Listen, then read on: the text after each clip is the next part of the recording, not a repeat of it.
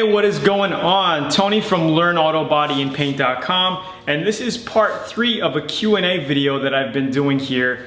We got a bunch of questions in from subscribers, and I'm gonna go ahead and go through a couple more in this video, and I hope you enjoy. Now, after watching this video, be sure to click the like button below if you're on YouTube, share it, subscribe, and also don't forget to go to LearnAutoBodyAndPaint.com by clicking the link below.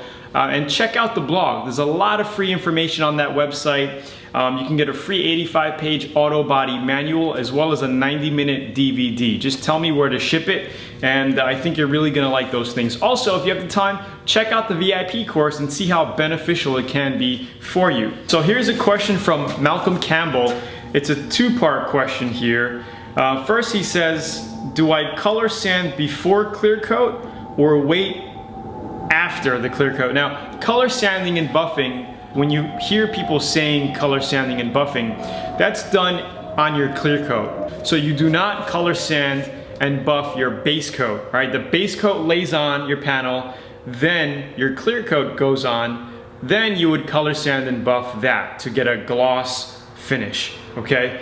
And then his other question is, what is the ideal temperature to paint? Now, in my experience, the ideal temperature to paint is 70 to 85 degrees. If you could paint in that area, it's a great temperature to paint at. Number one is because you're not gonna be in a spray booth or in your garage sweating your kahunas off if it's 90 or 100 degrees out.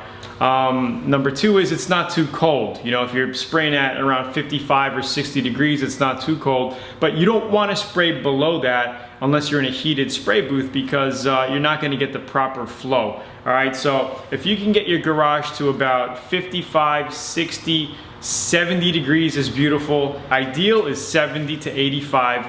Then you can use like a medium reducer in that range, and your paint will flow out nice. If you're shooting in colder temperatures, you wanna use a faster reducer so your paint doesn't take too long to dry. And when you're in hot weather, you wanna make sure you use a slow reducer. This way, it'll give your clear coat a chance to lay out and get glossy, all right? You don't want it to dry too quickly. Another question, Tony, I'm in the process of doing some rust work. What is the best way to work on panels and move on to the next area? You know, because he's working on sections. What is the best product to cover the areas temporarily until it's all complete? So I'm guessing he's doing some metal work and he doesn't want to leave it, because if you leave metal work out, you know, freshly grinded over a couple of days, it's going to start to get surface rust on it, and then you're gonna have to resand it again. So the number one way is to basically try to finish a panel at a time. So grind it all down, you know, do your body work, your metal work, your Bondo, get it shaped properly, then mix up some 2K primer and just put some 2K primer on it, then move on to your next product. Then you can go back, do some block sanding. You're gonna see, you know, some metal areas that you may have to tap down and refill and all of that. But to move on and to prevent surface rust and to just have it sealed from the weather, you wanna at least put some primer on it, all right? Then you could drive it around outside and do it. But primer is not a sealer, okay? Primer is just good enough for a couple of weeks or something, but then you wanna put some paint on it to seal that, right, in the end. So, you know, do sections at a time and prime it. Try to do your body work and prime it, all right? Get a rough draft done. That would be the best way to do it. You can use lacquer primer, but why do lacquer primer if you're gonna go ahead and put some nice 2K primer on it? Anyway, the only hassle with 2K primer is you have to mix an activator with it, and you have to clean out your gun immediately and all of that stuff. With the lacquer primer, you know, you could leave the primer in the gun for a little while and it's not gonna kill it, and it's just a one part. You mix it with lacquer thinner and you could spray it up. There's no hardener to it, so it's not gonna harden in your spray gun. You could leave it like that for a couple of days, remix it, clean your tip, and spray some more primer on it, you know?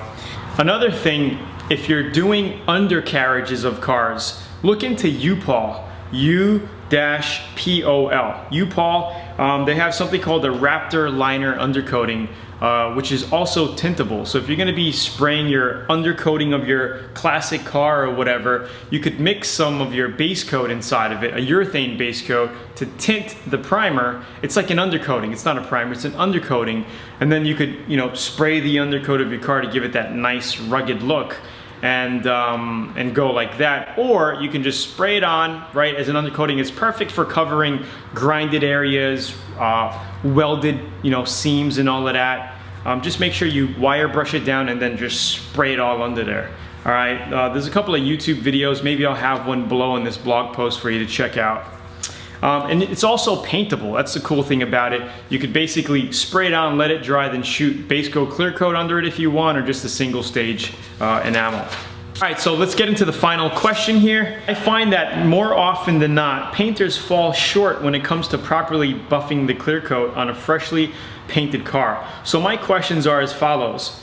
Is there a faster way to achieve the clarity and gloss in the paint finish besides sanding it down and buffing on the clear coat?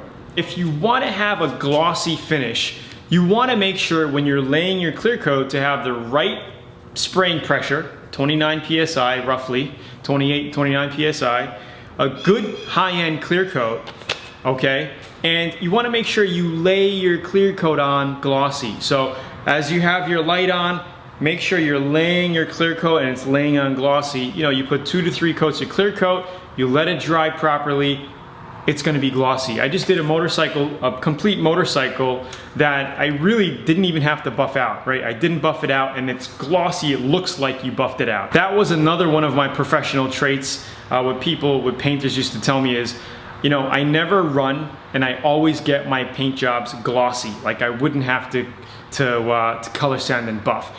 But if you want to get that showroom flat finish, you color sand and buff. All right, and I think that's your next question is, what is the max grit that can be used to safely remove orange peel without sanding too much of the clear coat? So max grit to me means, what I think you're saying is, how coarse of a sandpaper can you use to cut quickly, and then, you know, because you're gonna have to sand on top of that to get it to a certain, at least a 2000 grit to buff over, right? So in my experience, you can use a 1000 grit to cut it down. You know, some people use 800, but that's, you're living dangerously, because you can cut through on a corner easily, get to your base coat, then you got to redo the whole area, right? If you're anal about it and you want to do it right. So you could use a 1000 grit quickly to just take the high spots off, right? All the craters and the lumps in the clear coat.